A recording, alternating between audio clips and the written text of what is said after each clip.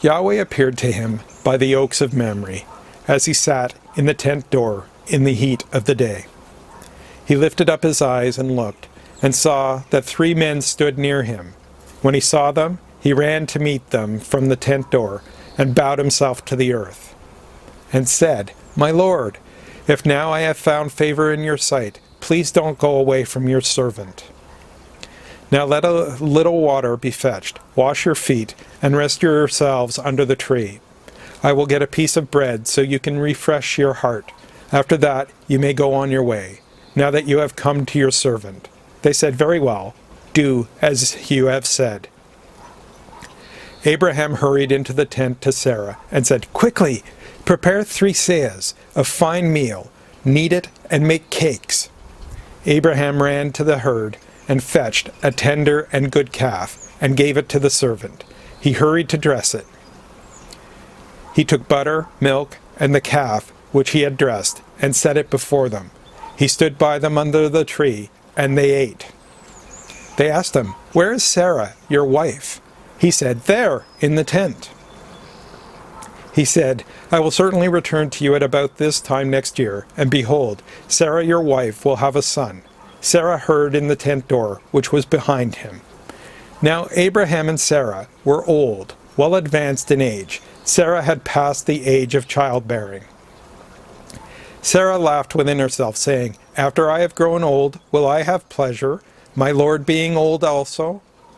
Yahweh said to Abraham, "Why did Sarah laugh, saying, 'Will I really bear a child when I am old?' Is anything too hard for Yahweh?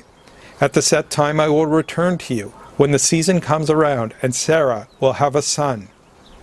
Then Sarah denied it, saying, "I didn't laugh," for she was afraid. He said, "No, but you did laugh." The men rose up from there and looked towards Sodom. Abraham went with them to see them on their way. Yahweh said, "Will I hide from Abraham what I do? Since Abraham will surely become a great and mighty nation, and all the nations of the earth will be blessed in him. For I have known him, to the end that he may command his children and his household after him, that they may keep the way of Yahweh, to do righteousness and justice, to the end that Yahweh may bring on Abraham that which he has spoken of him." Yahweh said, "Because the cry of Sodom and Gomorrah is great, and because their sin is very grievous, I will go down now and see whether their deeds are as bad as the reports which have come to me. If not, I will know." The men turned from there and went towards Sodom, but Abraham stood yet before Yahweh. Abraham came near and said, "Will you consume the righteous with the wicked? What if there are 50 righteous within the city? Will you consume and not spare the place for the 50 righteous who are in it? May it be far from you to do things like that, to kill the righteous with the wicked, so that the righteous should be like the wicked. May that be far from you. Shouldn't the judge of all the earth do right?"